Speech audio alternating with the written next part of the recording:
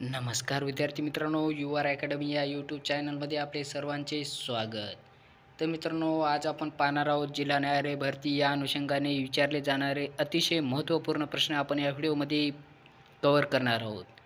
तर मित्रांनो, प्रश्न पहिला असा आहे, खालीलपैकी कोणता असंसर्गजन्य रोग आहे? खालीलपैकी कोणता असंसर्गजन्य रोग आहे? तर या प्रश्नाचे उत्तर आहे मित्रांनो, पर्याय क्रमांक 3 मधुमेह. मधुमेह हे उत्तर बरोबर आहे. प्रश्न क्रमांक 2 कॉलरा रोगाच्या जीवाणूंचा आकार कसा असतो? कॉलरा रोगांच्या जीवाणूंचा आकार कसा असतो? तर या प्रश्नाचे उत्तर आहे मित्रांनो, पर्याय क्रमांक 1 स्वल्पविराम सारखा हे उत्तर बरोबर आहे. प्रश्न क्रमांक 3 असा आहे मित्रांनो, बहिर्वक्र आरशामुळे मिळणारी प्रतिमा डॅडॅस असते.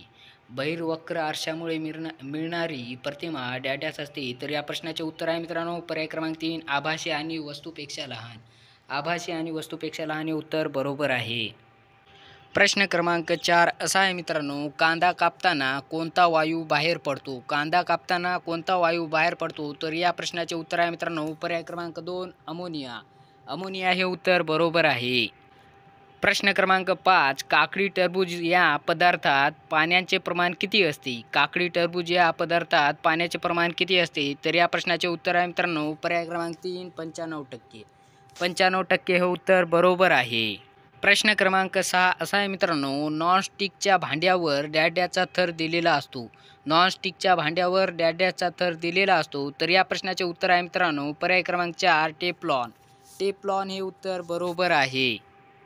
प्रश्न क्रमांक 7 असा आहे मित्रांनो, आयाम ए असलेला सरळ आवर्त दोलक एका आवर्तनात एकूण डॅडॅस अंतर कापतो. आयाम ए असलेला सरळ आवर्त दोलक एका आवर्तनात एकूण डॅडॅस अंतर कापतो. तर या प्रश्नाचे उत्तर आहे मित्रांनो, पर्याय क्रमांक 3 4 हे उत्तर बरोबर आहे. प्रश्न क्रमांक 8 असा आहे मित्रांनो, डोळ्याच्या आरोग्याकरिता खालीलपैकी कोणते जीवनसत्व उपयुक्त आहे? डोळ्यांच्या आरोग्याकरिता खालीलपैकी कोणते जीवनसत्व उपयुक्त आहे? तर या प्रश्नाचे उत्तर आहे मित्रांनो, पर्याय क्रमांक 1 अजीवनसत्व. अजीवनसत्व हे उत्तर बरोबर आहे. प्रश्न क्रमांक 9 असा आहे मित्रांनो, कॉपर सल्फेटला डॅडॅस नावाने ओळखतात. कॉपर सल्फेटला डॅडॅस नावाने ओळखतात. तर या प्रश्नाचे उत्तर आहे मित्रांनो, पर्याय क्रमांक 1 मोरचूद. मोरचूद हे उत्तर बरोबर आहे. प्रश्न क्रमांक 10 असा आहे मित्रांनो, 5 हेक्टोलिटर बरोबर किती लिटर? 5 हेक्टोलिटर बरोबर किती लिटर? तर या प्रश्नाचे उत्तर आहे मित्रांनो, पर्याय क्रमांक 3 500 लिटर. 500 लिटर हे उत्तर बरोबर आहे. प्रश्न क्रमांक 11 विसोबा खेचर हे कोणत्या संतांचे आध्यात्मिक गुरु होते? विसोबा खेचर हे कोणत्या संतांचे आध्यात्मिक गुरु होते? तर या प्रश्नाचे उत्तर आहे मित्रांनो, पर्याय क्रमांक 4 संत नामदेव. संत नामदेव हे उत्तर बरोबर आहे.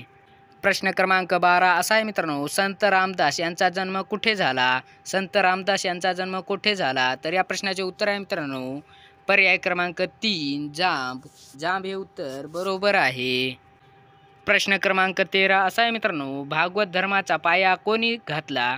भागवत धर्माचा पाया कोणी घातला? तर या प्रश्नाचे उत्तर आहे मित्रांनो, पर्याय क्रमांक 1 संत ज्ञानेश्वर. संत ज्ञानेश्वर हे उत्तर बरोबर आहे. प्रश्न क्रमांक 14 असा आहे मित्रांनो, वसईचा तह कोणात झाला? वसईचा तह कोणात झाला? तर या प्रश्नाचे उत्तर आहे मित्रांनो, पर्याय क्रमांक 2 दुसरा बाजीराव पेशवे व इंग्रज. दुसरा बाजीराव पेशवे व इंग्रज हे उत्तर बरोबर आहे. प्रश्न क्रमांक 15 असा आहे मित्रांनो, सार्वजनिक सभेची स्थापना कोणी केली? सार्वजनिक सभेची स्थापना कोणी केली? तर या प्रश्नाचे उत्तर आहे मित्रांनो, पर्याय क्रमांक 2 सार्वजनिक काका. सार्वजनिक काका हे उत्तर बरोबर आहे. प्रश्न क्रमांक 16 लॉर्ड कर्जनला औरंगजेबाची उपमा कोणी दिली? लॉर्ड कर्जनला औरंगजेबाची उपमा कोणी दिली? तर या प्रश्नाचे उत्तर आहे मित्रांनो, पर्याय क्रमांक 4 गोपाळकृष्ण गोखले. गोपाळकृष्ण गोखले हे उत्तर बरोबर आहे. प्रश्न क्रमांक 17 असा आहे मित्रांनो, खालीलपैकी मिग विमान निर्मितीसाठी कोणते स्थळ प्रसिद्ध आहे? खालीलपैकी मिग विमान निर्मितीसाठी कोणते स्थळ प्रसिद्ध आहे? तर या प्रश्नाचे उत्तर आहे मित्रांनो, पर्याय क्रमांक 1 नाशिक. नाशिक हे उत्तर बरोबर आहे. तर विद्यार्थी मित्रांनो, प्रश्न क्रमांक 18 असा आहे, भारतीय दूरदर्शनद्वारा प्रसारित होणारे कार्यक्रम किती टक्के लोकसंख्येपर्यंत पोहोचतात? भारतीय दूरदर्शनद्वारा प्रसारित होणारे कार्यक्रम किती टक्के लोकसंख्येपर्यंत पोहोचतात? तर या प्रश्नाचे उत्तर आहे मित्रांनो पर्याय क्रमांक 1 70%. 70% हे उत्तर बरोबर आहे. प्रश्न क्रमांक 19 असा आहे मित्रांनो, जनगणनेचा कायदा डॅशमध्ये अस्तित्वात आला. जनगणनेचा कायदा डॅशमध्ये अस्तित्वात आला. तर या प्रश्नाचे उत्तर आहे मित्रांनो पर्याय क्रमांक 4 1948. 1948 हे उत्तर बरोबर आहे. प्रश्न क्रमांक 20 असा आहे मित्रांनो, उपग्रह प्रक्षेपण केंद्र भारतात कोठे आहे? उपग्रह प्रक्षेपण केंद्र भारतात कोठे आहे? तर या प्रश्नाचे उत्तर आहे मित्रांनो पर्याय क्रमांक 3 श्रीहरिकोटा. श्रीहरिकोटा हे उत्तर बरोबर आहे. तर विद्यार्थी मित्रांनो प्रश्न क्रमांक 21 असा आहे, भारताची प्रमाणवेळ कोणत्या ठिकाणावरून निश्चित केली जाते? भारताची प्रमाणवेळ कोणत्या ठिकाणावरून निश्चित केली जाते? तर या प्रश्नाचे उत्तर आहे मित्रांनो पर्याय क्रमांक 1 अलाहाबाद. अलाहाबाद हे उत्तर बरोबर आहे. प्रश्न क्रमांक 22 संजय गांधी राष्ट्रीय उद्यान कोणत्या जिल्ह्यात आहे? संजय गांधी राष्ट्रीय उद्यान कोणत्या जिल्ह्यात आहे? तर या प्रश्नाचे उत्तर आहे मित्रांनो पर्याय क्रमांक 2 मुंबई उपनगर. मुंबई उपनगर हे उत्तर बरोबर आहे. विद्यार्थी मित्रांनो प्रश्न क्रमांक 23 असा आहे, साधारणपणे कोणत्या प्रदेशात रस्त्यांची घनता सर्वात कमी असते? साधारणपणे कोणत्या प्रदेशात रस्त्यांची घनता सर्वात कमी असते? तर या प्रश्नाचे उत्तर आहे मित्रांनो पर्याय क्रमांक 1 पर्वतीय व वाळवंटी. पर्वतीय व वाळवंटी हे उत्तर बरोबर आहे. प्रश्न क्रमांक 24 असा आहे मित्रांनो, भारताच्या कोणत्या भागात हिवाळ्यात पाऊस पडतो? भारताच्या कोणत्या भागात हिवाळ्यात पाऊस पडतो? तर या प्रश्नाचे उत्तर आहे मित्रांनो पर्याय क्रमांक 3 पूर्व किनारपट्टी. पूर्व किनारपट्टी हे उत्तर बरोबर आहे. प्रश्न क्रमांक 25 भारतात सर्वात जास्त प्रकारचे मत्स्य उत्पादन कोठे होते? भारतात सर्वात जास्त प्रकारचे मत्स्य उत्पादन कोठे होते? तर या प्रश्नाचे उत्तर आहे मित्रांनो पर्याय क्रमांक 2 केरळ. केरळ हे उत्तर बरोबर आहे. प्रश्न क्रमांक 26 खालीलपैकी कोणते बंदर लोह खनिज निर्यातीभिमुख आहे? खालीलपैकी कोणते बंदर लोह खनिज निर्यातीभिमुख आहे? तर या प्रश्नाचे उत्तर आहे मित्रांनो पर्याय क्रमांक 3 विशाखापट्टणम. विशाखापट्टणम हे उत्तर बरोबर आहे. प्रश्न क्रमांक 27 असा आहे मित्रांनो, खालीलपैकी कोणत्या काळात नागरिकांचे मूलभूत अधिकार काही काळाकरिता निलंबित होतात? खालीलपैकी कोणत्या काळात नागरिकांचे मूलभूत अधिकार काही काळांकरिता निलंबित होतात? तर या प्रश्नाचे उत्तर आहे मित्रांनो पर्याय क्रमांक 2 राष्ट्रीय आणीबाणी सुरू असताना. राष्ट्रीय आणीबाणी सुरू असताना नागरिकांचे मूलभूत अधिकार काही काळांकरिता निलंबित होतात. हे उत्तर बरोबर आहे. तर विद्यार्थी मित्रांनो प्रश्न क्रमांक 28 कायद्यांसमोर सर्वांना समान वागणूक ही बाब कोणत्या मूलभूत हक्कांतर्गत येते?